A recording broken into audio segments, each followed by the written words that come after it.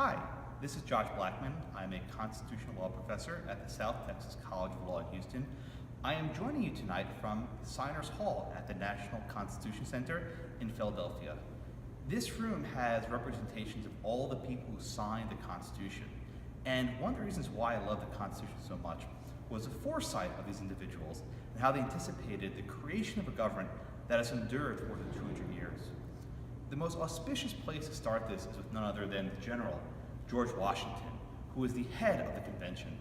Although he didn't say much at the convention, his insights and wisdom brought a legitimacy to the proceedings that allowed it to have the gravitas it did. Next up is our good friend James Madison.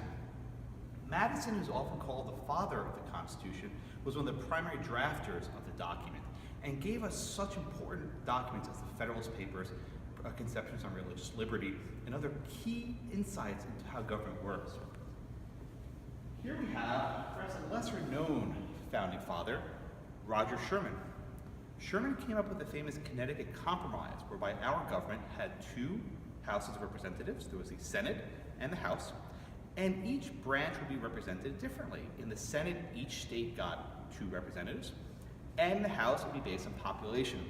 This was the so-called Connecticut Compromise, which allowed us to have both big states and small states join the Union. To my right is none other than Alexander Hamilton, our favorite Broadway superstar.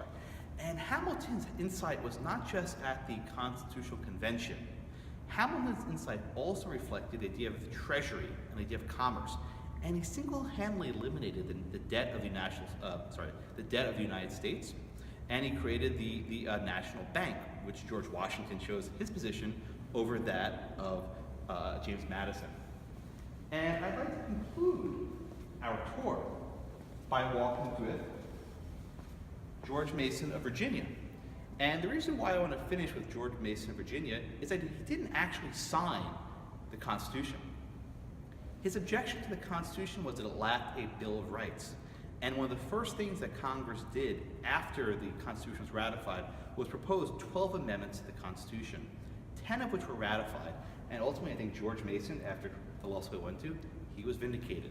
And this is why our Constitution, which has existed for nearly 200 years, stands as a shining beacon to the world, and which is why we love it oh so much. Thank you very much.